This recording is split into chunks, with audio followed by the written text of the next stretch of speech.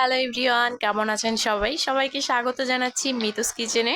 বরাবরের মতোই নতুন একটা রেসিপি নিয়ে চলে এলাম। আমার আজকের রেসিপি স্পেশাল নান রুটি।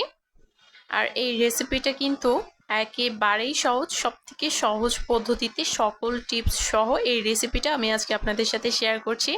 আশা করছি সবার কাছে ভালো লাগবে। কথা না বাড়িয়ে মেন ভিডিওতে চলে যাচ্ছি। প্রথমে একটা বলে আমি নিয়ে নিচ্ছি 2 কাপ পরিমাণে ময়দা। এখানে ময়দার পরিবর্তে আটাও দেওয়া যাবে।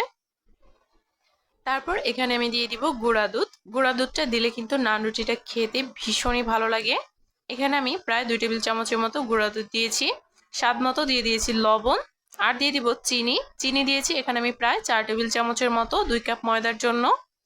আর ইস্ট দিয়ে দিব। ইস্ট এখানে দিতে হবে 2 চা চামচ। অনেকেই বলে যে আপু ইস্টের গন্ধ করে। ইস্ট বেশি দেওয়ার কারণে কিন্তু ইস্টের গন্ধ হয়। 1 কাপ ময়দার জন্য 1 চা চামচ ইস্ট দিতে হবে। সবগুলো উপকরণকে একসাথে খুব ভালোভাবে মিশিয়ে নিয়েছি। আর তারপর এখানে আমি দিয়ে দিচ্ছি উষ্ণ গরম জল। উষ্ণ গরম জল দিয়ে কিন্তু এই ডোটা করে নিতে হবে। এখানে কিন্তু ফুটন্ত গরম জলটা একেবারেই দেওয়া যাবে না। আর চেষ্টা করতে হবে এই ডোটাকে একটা উষ্ণ গরম স্থানে রাখার জন্য। এই ডোটাকে কিন্তু আমি রেস্টে রেখে দিব প্রায় 1 ঘন্টার জন্য। হাতে যদি সময় কম থাকে তাহলে 30 মিনিটের জন্য রাখলেও হবে, তবে 1 ঘন্টা রাখলে কিন্তু ভালো হয়। আর এই ডোটা কিন্তু একটু নরম থাকবে, পরোটার ডোর থেকে কিন্তু এটা প্রায় অনেকটাই নরম থাকবে। সব শেষে কিন্তু এটা অনেক হাতে লেগে আসবে, সেই পর্যায়ে কিন্তু আমি এখানে কিছুটা সাদা তেল দিয়ে দিয়েছি। এখানে কিন্তু তেলের পরিবর্তে বাটার অথবা ঘিও দেওয়া যাবে। বাটার দিলে কিন্তু খেতে বেশি ভালো লাগে। একটু তেল দিয়ে খুব ভালোভাবে এই ডোটাকে আমি আবারও খুব ভালোভাবে মুথে নিচ্ছি। এভাবে বারবার যদি ময়াম করে নেওয়া হয় তাহলে কিন্তু নান রুটিটা একদম পারফেক্ট হয়। চেষ্টা করেছি সকল টিপস সহ এই ডোর রেসিপিটা আপনাদের সাথে শেয়ার করার। আশা করছি সবার কাছে ভালো লাগবে। আর এদিকে কিন্তু আমি চিকেনটা ম্যারিনেট করে নিব। আজকে আমি আগে বলেছি স্পেশাল রুটি। স্পেশাল রুটির সাথে কিন্তু চিকেন, ক্যাপসিকাম আর সাথে থাকবে মেয়োনিজ। প্রথমে আমি চিকেনটাকে ম্যারিনেট করে নিচ্ছি। এর জন্য কিন্তু প্রথমে আমি দিয়ে দিয়েছি গোলমরিচ গুঁড়ো, দিয়ে দিয়েছি আদা রসুন বাটা। গোলমরিচ গুঁড়ো দিয়েছি 1 চা চামচ, আদা রসুন বাটা মিলিয়ে দিয়েছি 1 চা চামচ, আর দিয়েছি স্বাদ মতো লবণ, আর সামান্য পরিমাণ একটু সয়া সস দিয়েছি। এগুলো দিয়ে এটাকে আমি রেস্টে রেখেছিলাম প্রায় 30 মিনিটের জন্য। তারপরে কিন্তু এখন আমি এটাকে ভেজে নিচ্ছি। চিকেনটাকে প্রথমে আমি খুব ভালোভাবে ভেজে নিব। আর তারপরে এখানে আমি দিয়ে দিব ক্যাপসিকাম কুচি আর পেঁয়াজ কুচি। ক্যাপসিকামটাকে কিন্তু আমি ফুল কুক করে ফেলবো না। ক্যাপসিকামটা কিন্তু হালকা একটু কাঁচা থাকলে খেতে বেশি ভালো লাগে। আর এইদিকে কিন্তু আমার ডোটাও একদম রেডি। ডোটা কিন্তু ফুলে একদম দ্বিগুণ হয়ে গেছে। আমি একটু চেপে হাওয়াটা বের করে দিলাম। আর এই ডোটাকে কিন্তু কিছুক্ষণের জন্য একটু ভালোভাবে ময়াম করে নিয়েছি। আর তারপরে কিন্তু এটাকে আবার আমি 10 মিনিটের জন্য রেখে দিয়েছিলাম। হাতে যদি সময় না থাকে তাহলে কিন্তু রেস্টে না রাখলেও চলবে। এখন আমি এখান থেকে লেচি কেটে নিচ্ছি। আর এই নান রুটির লেচিগুলো চেষ্টা করবেন একটু বড় করে কাটার। এই রুটিগুলো যদি একটু বড় হয় তাহলে কিন্তু দেখতে ভালো লাগে। আমি ওপরে কিছুটা ময়দা ছিটিয়ে কিন্তু এটাকে বেলে নিচ্ছি। নান রুটিটা বেলার সময় কিন্তু হালকা একটু কষ্ট হয়, বারবার কিন্তু চেপে চেপে আসে। একটু ধৈর্য ধরে এটাকে বেলে নিতে হবে।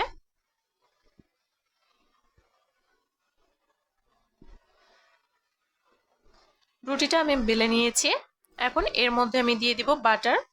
পুরো রুটিতে এই বাটারটা কিন্তু খুব ভালোভাবে লাগিয়ে দিতে হবে।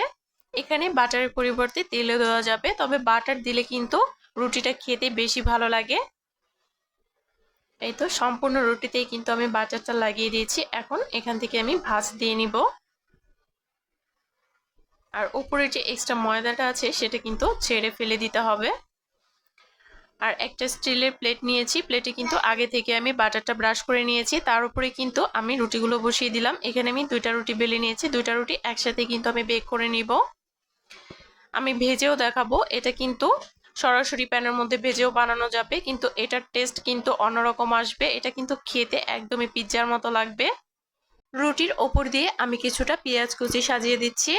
আর তার উপরে আমি দিয়ে দিব চিজ। এখানে আমি মোজারেলা চিজটা দিয়েছি। আপনারা চাইলে কিন্তু এখানে অন্য যে কোনো চিজই দিতে পারেন। মোজারেলা চিজটা আমি এখানে গ্রেট করে দিয়ে দিচ্ছি।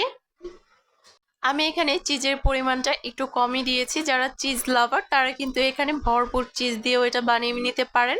আর যারা চিজ খেতে একেবারে পছন্দ করেন না তারা কিন্তু এটা স্কিপ করতে পারেন। আর সব শেষে আমি এখানে দিয়ে দিচ্ছি চিলি ফ্লেক্স। এইভাবেই কিন্তু এটাকে আমি বেক করে নিব প্রায় 25 মিনিটের মতো। একটা চুলায় কিন্তু আমি আগে থেকে একটা প্যান প্রিহিট করে নিয়েছি। প্রায় 25 মিনিটের মতো এটাকে আমি বেক করে নিব। আর একদিকে আমি সরাসরি ভেজেও দেখাচ্ছি। একটা প্যানে আমি দিয়ে দিয়েছি কিছুটা পরিমাণে বাটার। আর এর মধ্যেই সেম প্রসেসে কিন্তু রুটিগুলো বানিয়ে আমি এখন ভেজে নিব। এগুলোর মধ্যেও কিন্তু বাটার দেওয়া আছে, যার কারণে কিন্তু একটার সাথে আরেকটা লেগে যাবে না, আর খুব ভালোভাবে কিন্তু ভাজাও হয়ে যাবে। এগুলো কিন্তু উল্টে পাল্টে খুব ভালোভাবে ভেজে নিতে হবে। আর চুলার আঁচটা থাকবে মিডিয়ামে রেখে কিন্তু এই নানগুলোকে আমি ভেজে নিব। একটু সাবধানের সাথে উল্টে দিতে হবে।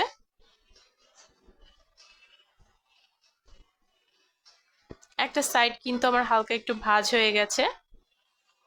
চেষ্টা করবেন একটু সাবধানের সাথে উল্টানো, তাহলে কিন্তু একদম সুন্দর থাকবে। আর এগুলো খেতেও কিন্তু অসম্ভব মজাদার হয়। নান দুইটা কিন্তু আমার ভাজা কমপ্লিট। আমি এগুলোকে নামিয়ে নিয়েছি। এগুলো ভাজতে কিন্তু খুব বেশিক্ষণ সময় লাগবে না, 4 থেকে 5 মিনিটের মতো সময় লাগবে। এখন এর মধ্যে আমি দিয়ে দিচ্ছি মেয়োনিজ। এখানে কিন্তু মেয়োনিজের পরিবর্তে গ্রিল সসটাও দেওয়া যাবে। যে যেটা খেতে পছন্দ করেন সেটা দিয়ে কিন্তু বানিয়ে নিতে পারেন। আর এর মধ্যে আমি যে চিকেনের পুরটা বানিয়ে রেখেছিলাম সেটা এখানে দিয়ে দিচ্ছি। এই চিকেনের পুরটা খেতে কিন্তু অসম্ভব মজাদার, নানের সাথে খেতে তো ভীষণই ভালো লাগে। আশা করছি রেসিপিটি সবার কাছে ভালো লেগেছে। আর ওইদিকে যে দুইটা নান আমি বেক করতে বসিয়ে দিয়েছি, ওই দুইটাও কিন্তু একদমই কমপ্লিট।